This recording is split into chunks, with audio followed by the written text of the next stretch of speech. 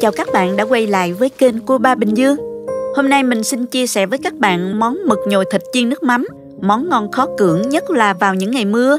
Mực căng tròn, mềm giòn thấm vị, kết hợp với nhân thịt vừa đủ, màu sắc hấp dẫn vô cùng. Ăn với cơm, ăn chơi đều rất hợp. Nào chúng ta cùng thực hiện ngay nha. Mời các bạn xem thành phần nguyên liệu trước khi thực hiện. Bạn cũng có thể tham khảo những dụng cụ nấu ăn mình hay sử dụng dưới phần mô tả của video.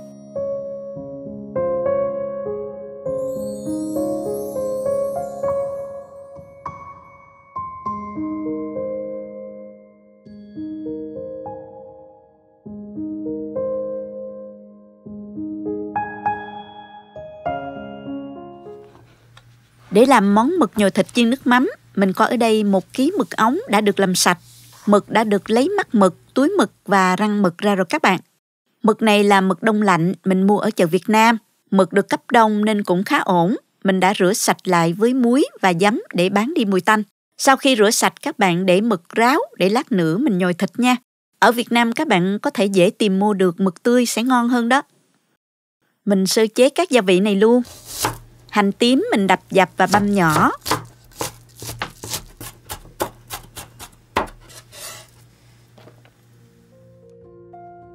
Tỏi mình cũng đập dập và băm nhỏ luôn ha.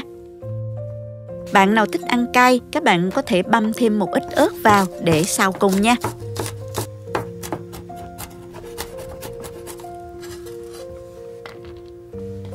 Hành lá các bạn cũng cắt cái phần đầu hành cho vào nhân cho thơm. Còn phần lá thì mình cắt nhuyễn để mình cho vào lúc trang trí.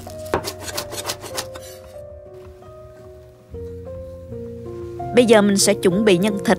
Mình có 170g tôm. Dùng dao cắt nhỏ ra rồi băm nhuyễn ra nè.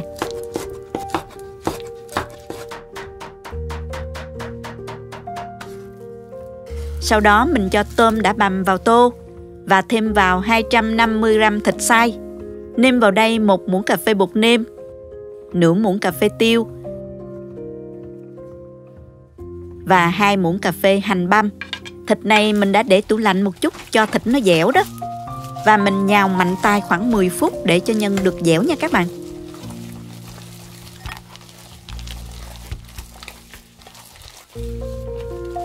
Sau khi đã nhào nhân đều và dẻo, mình đi chuẩn bị thêm một cái túi bắt bông kem hoặc một cái túi ni lông nào cũng được ha.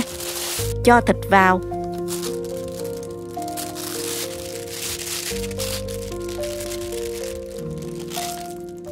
Cắt một góc bịch như thế này để nhồi nhân cho dễ ha các bạn. Chuẩn bị thêm vài cái tăm nhọn để mình gắn vào đầu mực ha. Mực ống này có size khá vừa, không to không nhỏ, dễ nhồi nhân lắm các bạn. Lưu ý là không cần nhồi quá đầy ha, chỉ cho nhân vào khoảng hơn 2/3 con mực thôi. Lấy tay ém cho nhân nó phủ hết phần thân mực. Sau đó còn một khoảng thì mình cho cái đầu mực vào và dùng 2 cây tăm xiên qua để giữ đầu mực lại như thế này nha. Cuối cùng dùng tăm xăm đều quanh thân mực để mực thoát khí lúc chiên. Mực sẽ không bị nổ hay là bị bể. Mực khi chiên lên sẽ co lại ôm chặt phần nhân. Mực căng tròn đẹp hơn ha các bạn. Nhờ có bao bắt bông kem đó, mình bóp nhân một chút xíu là đầy rồi. Mình làm tương tự lần lượt cho đến hết luôn nha.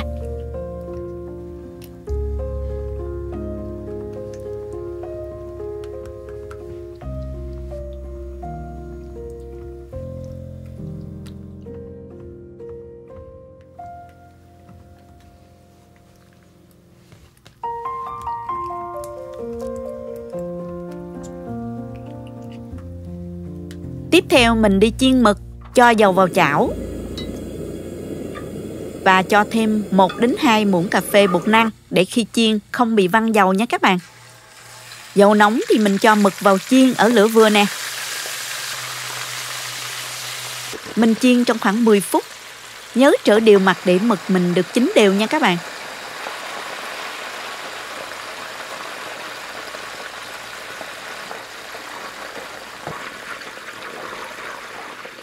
Trong lúc chờ đợi mực chín thì mình đi chuẩn bị phần nước sốt để lát nữa rim mực.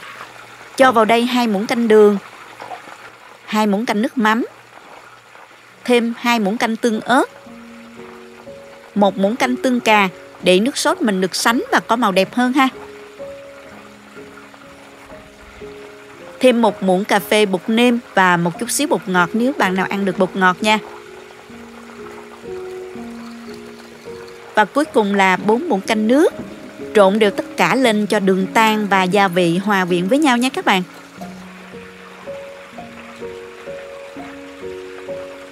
Trở lại với chảo chiên mực. Các bạn thấy mực chiên xém vàng nhẹ như thế này thì mình vớt được ra rồi ha. Để tạm lên đĩa này. Tiếp tục chiên lần lượt cho đến hết nha.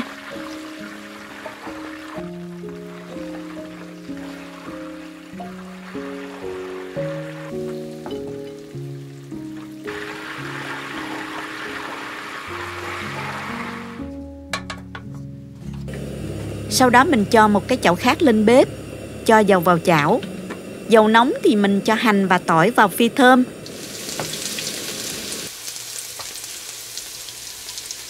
Để tỏi hơi vàng một chút. Tỏi vàng cỡ này là được nè. Mình cho mực vào và đảo cho mực nó áo đều hành tỏi phi. Mực có tăm nhọn ở đầu nên hơi khó đảo một chút. Các bạn nhớ nhẹ tay thôi ha. Bây giờ mình rưới sốt đã pha lúc nãy vào luôn. Để lửa ở mức dưới trung bình, rim cho mực thấm đều sốt ha các bạn. Trong lúc rim nhớ canh chừng và trở đều ha.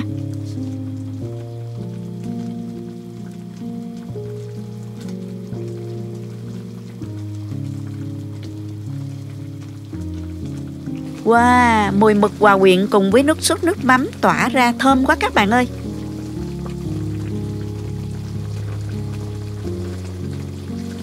Mình rim mực trong 7 phút cho đến khi mực thấm đều sốt và lên màu đẹp thì mình tắt bếp nha. Như vậy mình đã hoàn thành xong món ăn rồi đó các bạn. Cho mực ra đĩa và thưởng thức thôi các bạn ơi.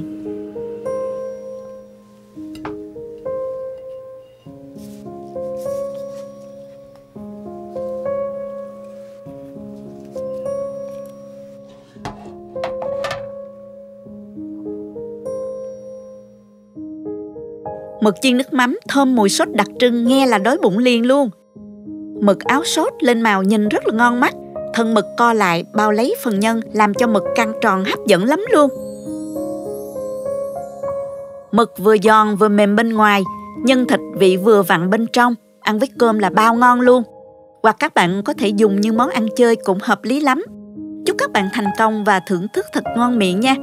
Nếu thích cách chia sẻ, cho mình một like và chia sẻ cho bạn bè cùng làm các bạn nhé. Nhớ bấm vào cái chuông để đón xem nhiều video mới của mình. Các bạn cũng có thể truy cập website cobabình dương.com để xem công thức nấu ăn dưới dạng bài viết.